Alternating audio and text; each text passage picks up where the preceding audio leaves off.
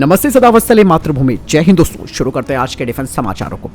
बढ़ते पहले अपडेट की तरफ। दोस्तों, कोचिन शिपयार्ड लिमिटेड भारतीय नौसेना के लिए 9,805 करोड़ रुपए की लागत से अगली पीढ़ी के यानी कि नेक्स्ट जनरेशन मिसाइल शिप को तैयार करेगा और ये पोत 2026 से नौसेना को मिलने लगेंगे। इन मिसाइल शिप का इस्तेमाल दुश्मनों के युद्ध पोत, उनके व्यापारिक पोत और जमीनी लक्ष्यों के खिलाफ इस्तेमाल किया जाएगा। दोस्तों, ये जो नेक्स्ट जनरेशन मिसाइल शिप है उसकी स्पीड भी और मारक क्षमता दोनों ही तेज होगी और इसमें अत्याधुनिक हथियार लगाए जाएंगे। ये जहाज हमला करने और सतहरोधी युद्ध अभियान चलाने में सक्षम होंगे। ये दुश्मनों के जहाजों के खिलाफ समुद्र में शक्तिशाली हथियार साबित होंगे। बढ़ते अगले अपडेट की तरफ। दोस्तों, भारत का डिफेंस एक्सपोर्ट वित्त वर्ष 2022-2023 में रिकॉर्ड 15,920 करोड़ रुपए तक पहुंच गया।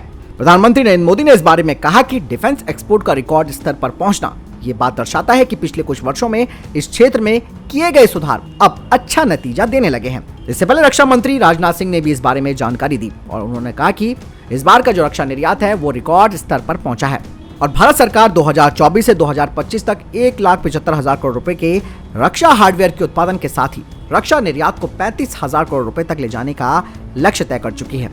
इस वक्त दोस्तों, भारत करीबन 85 देशों को हथियारों का एक्सपोर्ट कर रहा है, जिसमें कि ऑफशोर वेसल्स, निजी सुरक्षा गियर, सर्विलांस सिस्टम, अलग अलग तरीके के रडार, आर्टिलरी गन, आकाश मिसाइल आदि इसमें शामिल है। और भारत अर्जेंटीना और मिस्र को भी तेजस बेचने का प्रयास कर रहा है। और फिलीपींस, आपको मालूम है कि ब्रह्मोस मिसाइलें ले चुका है और फिलीपींस भारत से अब एडवांस लाइट हेलीकॉप्टर भी लेने की बातचीत कर रहा है। और आपको मालूम है कि कल्याणी स्ट्रैटेजिक सिस्टम लिमिटेड को 155 mm के आर्टिलरी गन की सप्लाई के लिए भी ऑर्डर मिल चुका है। बढ़ते हैं नेक्स्ट अपडेट की तरफ। दोस्तों, हाल ही में भारत ने next generation maritime mobile coastal battery खरीदने के लिए ब्रह्मोस एरोस्पेस लिमिटेड के साथ एक समझौता किया है, ये आप जानते हैं, जो कि भारतीय नौसेना की मौजूदा मोबाइल मिसाइल कोस्टल बैटरी यानी कि MMCB की तटीय रक्षा क्षमताओं को सीधे तौर पर बढ़ाएंगे। और भारतीय नौसेना अब तक पुराने सोवियत एरा के SSM का इस्तेमाल करती है। ये 2027 के बाद से next generation maritime mobile coastal batteries मिलने लगेगी, जिन्हें की मुंबई से लेकर गुजरात तक तैनात किया जाएगा और इन्हें कोस्टल रडार चेन और अलग अलग सिस्टमों के साथ लिंक किया जाएगा। और यही नहीं, इसके अलावा इन्हें बहुस्तरीय पेट्रोल और सर्विलांस मैकेनिज्म के साथ भी जोड़ा जाएगा। और दोस्तों, in next generation maritime mobile coastal battery long range के लग जाने से भारत दुश्मनों की लंबी दूरी की सबसोनिक क्रूज मिसाइलों के हमलों को रोक सकता है। बढ़ते हैं नेक्स्ट अपडेट की तरफ।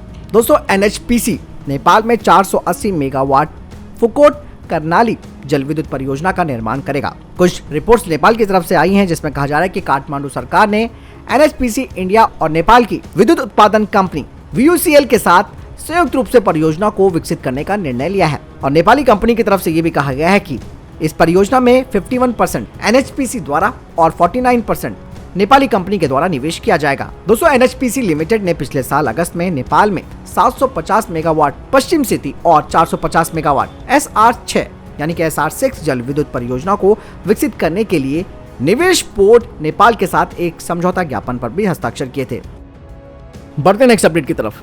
दोस्तों, भारतीय नौसेना और रक्षा बलों को खुफिया जानकारी मिली थी कि मुंबई में तट के पास अरब सागर में एक संदिग्ध नाव देखी गई है और नौसेना और तटरक्षक बल की तरफ से इस नाव को पता लगाने की कोशिश की जा रही है। कहा जा रहा है कि ये जो संदिग्ध नाव है वो मुंबई और पालघर से लगभग 44 समुद्री मील दूर दिखी है। ऐसा कहा जा रहा है कि पाकिस्तान की ये एक साजिश हो सकती है, इसीलिए नौसेना और कोस्ट गार्ड दोनों अलर्ट मोड पर आ गए हैं। बढ़ते नेक्स्ट अपडेट की तरफ। दोस्तों, भूटान के राजा जिग्मे वांगचुक 3 से 5 अप्रैल तक भारत की आधिकारिक यात्रा पर रहेंगे और उनके साथ विदेश और विदेश व्यापार मंत्री भी भारत आएंगे। अपनी यात्रा के दौरान वो राष्ट्रपति द्रौपदी मुर्मू और PM मोदी के साथ मुलाकात करेंगे। इस बारे में रक्षा मंत्रालय की तरफ से जानकारी दी गई है। हालांकि भूटान के तेवर आजकल कुछ बदले लग रहे हैं और वो विवादित बयान भी दे रहा है भारत के खिलाफ, खास करके डोकलाम को लेकर। और ऐसे में भारत भी बिल्कुल सतर्क है। देखते हैं क्या बात होती है यहाँ पर, क्योंकि भूटान चाइना का पक्ष कुछ ज्यादा ले रहा है। बढ़ते नेक्स्ट अपडेट की तरफ। दोस्तों, दरअसल चाइना भारत को लगातार चारों तरफ से घेरने की कोशिशें कर रहा है। ऐसे में चीन ने भारत के पड़ोसी देश नेपाल में 4 लेन सड़क बनवानी शुरू कर दी है और चाइना के द्वारा इस तरीके का इंफ्रास्ट्रक्चर वर्क करना भारत के लिए चिंता का विषय है, क्योंकि ये सड़क बिहार के सीमावर्ती इलाकों तक होगी, जिसका इस्तेमाल बाद में भारत के खिलाफ किया जा सकता है। दरअसल भारत के नजदीक तमाम इलाकों में चीन के इंफ्रास्ट्रक्चर वर्क पर भारतीय एजेंसियों की नजर जमी हुई है। ऐसे में अब सशस्त्र सीमा बल यानी कि SSB सीमाई क्षेत्रों में टेक्निकल मॉनिटरिंग को और बेहतर कर रही है। कुछ रिपोर्ट सामने आई है कि नेपाल की भारत से लगती हुई खुली सीमा चीन की गतिविधियों का शिकार हो सकती है। वहां से घुसपैठ का खतरा भी हो सकता है, क्योंकि नेपाल के अकेले बिहार राज्य के साथ 700 किलोमीटर से ज्यादा लंबी सीमा लगती है। इतनी लंबी सीमा की सुरक्षा काफी मुश्किल काम होता है, क्योंकि ये सीमाएं कोसों दूर तक खुली पड़ी है। दोस्तों अब ये कहा जा रहा है कि भारत नेपाल की खुली सीमा के संवेदनशील हिस्सों में जल्द ही बड़ी संख्या में सीसीटीवी कैमरे और लाइट्स लगाई जाएंगी और एसएसबी की ओर से डेटाबेस सॉफ्टवेयर के माध्यम से भी सीमा को सुरक्षा व्यवस्था को और मजबूत किया जाएगा। इसके अलावा चीनी दुष्प्रचार के खिलाफ रेडियो के माध्यम से भी मदद ली जा सकती है।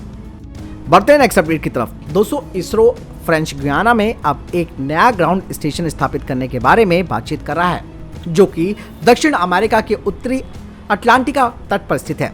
कहा जा रहा है कि इस भारतीय डेटा रिले सैटेलाइट को फ्रेंच गुयाना में एक नए ग्राउंड स्टेशन से जोड़ा जाएगा और इसका इस्तेमाल भारत के गगनयान परियोजना में भी किया जाएगा, जिसका उद्देश्य 3 देशों के लिए 400 किलोमीटर की कक्षा में 3 लोगों के चालक दल को लॉन्च करके मानव अंतरिक्ष उड़ान क्षमता का प्रदर्शन करना है। नया ग्राउंड स्टेशन भविष्य के टेलीमेट्री और ट्रैकिंग ऑप्शंस के लिए भी उपयोगी होगा, जैसे लॉन्च के दौरान लॉन्च वाहनों की निगरानी करना और रिमोट सेंसिंग सैटेलाइट से डेटा डाउनलोड करना। तो फिलहाल दोस्तों इधर तक के टॉप डिफेंस और स्पेस अपडेट्स। वीडियो के संबंध में कोई प्रश्न जवाब या आपको कोई सवाल है कमेंट सेक्शन में लिखकर जरूर पूछ सकते हैं। मिलता हूं नई जानकारी के साथ। चैनल जरूर सब्सक्राइब कीजिएगा। जय हिंद, वंदे मातरम।